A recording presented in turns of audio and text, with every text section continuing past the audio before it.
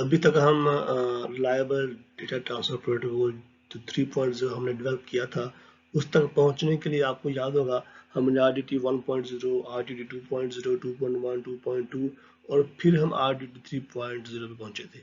आपने नोट किया होगा कि हमने सबसे सिंपल से स्टार्ट किया था RDT 1.0, जिसमें हमने अज्यूम किया था कि जो चैनल है जिसके ऊपर हमारा जो डेटा है वो ट्रांसफर होगा, दैट्स परफेक्टली रिलायबल चैनल। अब उसमें ये था कि जब जो चैनल आपका परफेक्ट रिलायबल है तो उसके ऊपर जो जो जो डेटा ट्रैवल करेगा उसमें कोई पैकेट लॉस नहीं होगा, कोई बिट चेंज नहीं होगी, जो डेटा करप्ट नहीं होगा। तो क्या होगा, जो डेटा है वो जो ही सेंडर सेंड करेगा रिसीवर पे एज इट इज जो डेटा वो पहुंच जाएगा विदाउट एनी इंटरप्शन। ये आइडियल केस था। अब ये सिंपल से स्टार्ट करते करते करते हम RDT 3.0 पे पहुंचे थे, जिसके अंदर हमने देखा था कि पैकेट आपका क्लस्टर से जो डेटा आपका लॉस हो जाए, पैकेट आपका रास्ते में कहीं ड्रॉप हो जाए, तो उसको आप कैसे हैंडल करते हैं। खैर ये भी RDT 1.0 था। फिर उसके बाद RDT 2.0 था, जिसमें हमने अज्यूम किया था कि जो चैनल है उसके अंदर जो बिट एरर्स एंड डेटा पे वो आ सकती हैं। जो चैनल है वो आपके डेटा को करप्ट कर सकता है, लेकिन डेटा लॉस नहीं होगा, पैकेट्स आपके ड्रॉप नहीं होंगे उसके अंदर, चैनल के अंदर।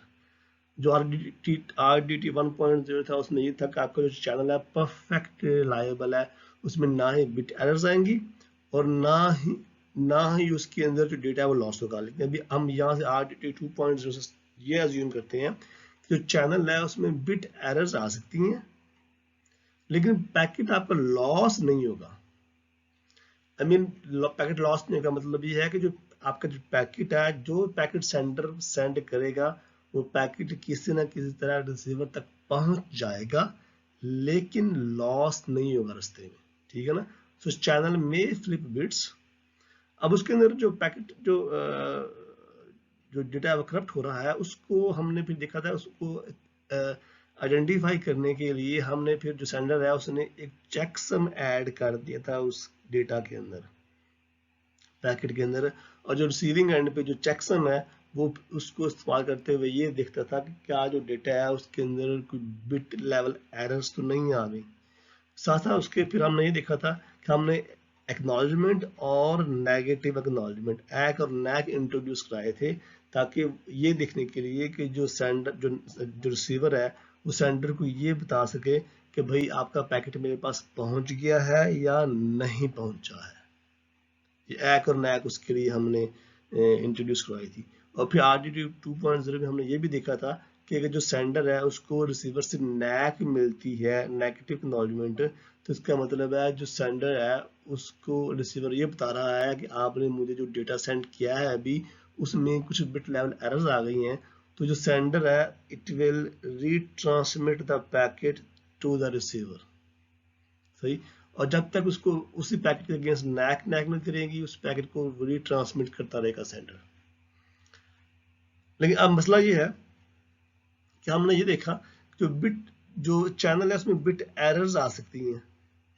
अब RDT 2.0 के अंदर अगर जब एक या नैक ही करप्ट हो जाए फिर क्या होगा, फिर जो सेंडर है उसे क्या पता चलेगा कि लेट्स से अभी जो मेरे पास पैकेट आया है रिसीवर से रिस्पॉन्स आया ये एक है या नैक है, क्या चीज़ है, फिर क्या होगा। अब जो ये चीज़ है, ये जो सिनेरियो है या RDT 2.0 उसको है, इसके बारे में कुछ भी नहीं कर सकता। फिर उसके बाद एक और चीज़ भी थी कि लेट्स से जब जो जो सेंडर है उसको लेट्स से एक या नैक जो भी है मिली, उसने जो डेटा है वो रीट्रांसमिट किया, तो रीट्रांसमिट करने से हो सकता है जो डेटा है वो रिसीवर के पास डुप्लीकेट हो जाए। रिसीवर के पास वो डेटा ऑलरेडी पहुंच चुका है, दोबारा पहुंचेगा तो जो डेटा है वो डुप्लीकेट हो जाएगा। तो जो रिसीवर है वो कैसे आइडेंटिफाई करेगा कि भाई ये जो डेटा मेरे पास ऑलरेडी आ चुका है, पहले भी पहुंच चुका है। तो इसको हैंडल करने के लिए हमने फिर RDT 2.1 देखा था, जिसके अंदर RDT 2.1 के अंदर जिसके अंदर हमने सीक्वेंस नंबर ऐड किए थे।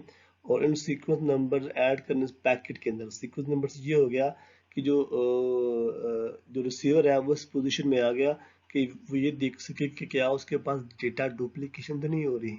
वो ये देखेगा कि अगर ये पैकेट ऑलरेडी रिसीव कर चुका है तो उस पैकेट को वो दोबारा प्रोसेस नहीं करेगा।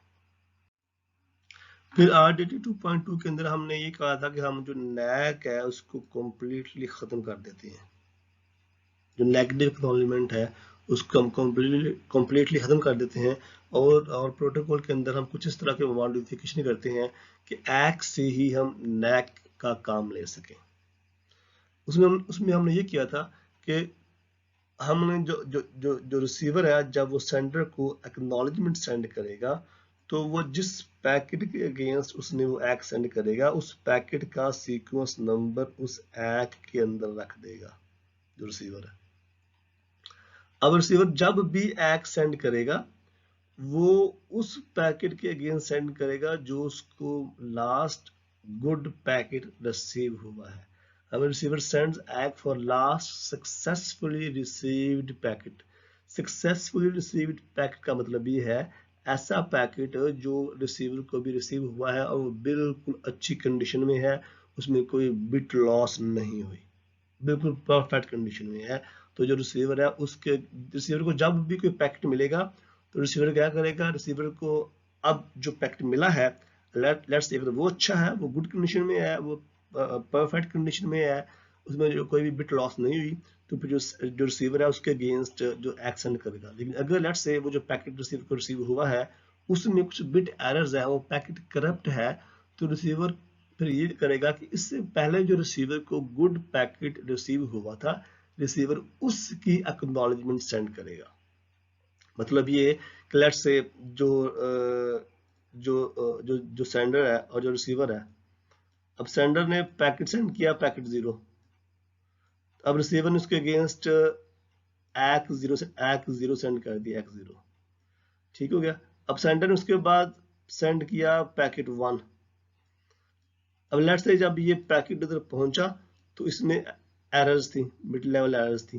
तो अब क्या हुआ, अब रिसीवर उसको जो एक्ट सेंड करेगा वो 1 की एक्ट नहीं होगी, बल्कि रिसीवर के पास जो ये पैकेट 1 पहुंचा है this is in garbled condition, it's corrupt. तो क्या होगा, रिसीवर देखेगा कि इसके पास जो लास्ट गुड पैकेट रिसीव हुआ था वो कौन सा था, वो था ये वाला जो पैकेट 0 रिसीव हुआ था। तो रिसीवर फिर क्या करेगा, रिसीवर सेंडर को असल में एक्ट 0 रीसेंड करेगा, एक्ट 0। जब एक्ट 0 सेंडर के पास पहुंचेगी, अब देखें सेंडर के पास जो रिसेंटली एक्ट आई थी वो एक्ट 0 थी और सेंडर को दोबारा से एक्ट 0 रिसीव हुई। अब इसका मतलब सेंडर ये समझ जाएगा कि जो रिसीवर है उसके पास जो लास्ट गुड पैकेट रिसीव हुआ था वो पैकेट 0 था, तो वो पैकेट 1 उसको रिसीव नहीं हुआ अभी तक रिसीवर को। तो जो सेंडर है क्या करेगा, सेंडर पैकेट 1 को रीट्रांसमिट करेगा रिसीवर की तरफ। लेट्स से दिस टाइम जो रिसीवर को पैकेट मिल जाएगा तो क्या करेगा, वो उसकी एक्ट 1 सेंड करेगा। इस तरह काम करता है 2.2। फिर हमने देखा कि जो अब जो RDT 3.0 के अंदर हमने देखा कि जो अंडरलाइंग चैनल है वो बिट लेवल एरर्स तो इंट्रोड्यूस करेगा डेटा में, लेकिन अब हम ये ज्यूम कर रहे हैं कि वो पैकेट्स भी लूज करेगा, वो पैकेट्स भी ड्रॉप कर सकता है। अब इन दैट केस हमने फिर देखा कि जो अब लेट्स से पैकेट अगर लॉस होना शुरू हो गए तो जो सेंडर है वो कितनी, उसको कैसे पता चलेगा कि जो पैकेट्स हैं वो लॉस हो रहे हैं, मेरे पैकेट्स रिसीवर तक पहुंच ही नहीं रहे, या लेट्स से पैकेट रिसीवर तक नहीं पहुंच रहे या रिसीवर की जो एक्ट है वो सेंडर तक नहीं पहुंच रही। अब इन बोथ केसेस जो सेंडर है उसके पास कोई ऐसा मैकेनिज्म नहीं है जिससे वो आइडेंटिफाई कर सके कि भाई मेरे जो पैकेट है वो रिसीवर तक नहीं पहुंच रहे। अब सेंडर को ये जानने का एक ही तरीका है कि उसके पैकेट पहुंच गए हैं, वो है एक्ट।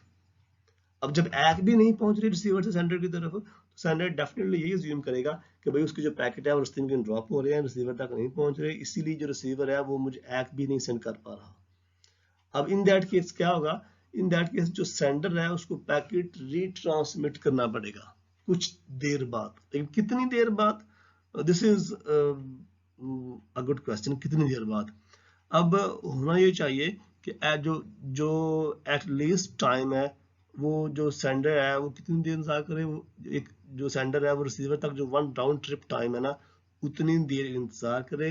उतनी देर में अगर सेंडर को रिसीवर से एक्नॉलेजमेंट रिसीव नहीं होती तो उसी जो पैकेट है उसको रीट्रांसमिट करेगा। तो इस केस के लिए हमने फिर इंट्रोड्यूस करवाए थे काउंट डाउन टाइमर RDT 3.0 के अंदर। हमने देखा था कि जो ही सेंडर कोई पैकेट सेंड करेगा, और बेशक उसने फ्रेश पैकेट सेंड किया है या रीट्रांसमिट किया है, इन एनी केस जो ही पैकेट जो सेंडर है वो ट्रांसमिट करेगा टू रिसीवर, वो काउंट डाउन टाइमर को स्टार्ट कर देगा। अब अगर अब काउंट डाउन टाइमर मतलब ये है कि लेट्स से उसने जो राउंड ट्रिप टाइम है वो 5 सेकंड है सेंडर से रिसीवर की तरफ, लेट्स से उसने 5 या 6 का काउंट डाउन टाइमर लगा दिया, 6 से स्टार्ट किया, तो अब जो ही वो काउंट डाउन टाइमर एक्सपायर होगा, लेट्स से 6 5 4 3 2 1, जब 0 पे पहुंचेगा इट मींस जो काउंट डाउन टाइमर है वो एक्सपायर हो गया, वो रीच अपने जो उसकी जो डेस्टिनेशन है, जो पॉइंट उस पर रीच कर गया, उस पर पहुंच गया। तो इन दैट केस वो काउंट डाउन टाइमर जो है वो टाइम आउट हो जाएगा। अब जो ही टाइम आउट अगर वो टाइम आउट होने तक सेंडर को रिसीवर से एक्नॉलेजमेंट आ गई, वेल एंड गुड।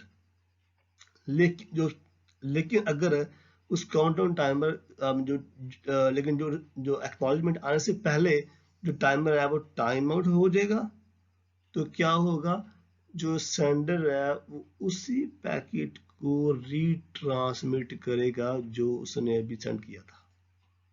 ये अभी है RDT 3.0, जिसके अंदर हमने देखा कि जो चैनल है उसके अंदर आपका जो पैकेट्स हैं वो भी आपके ड्रॉप हो सकते हैं in addition to bit level errors.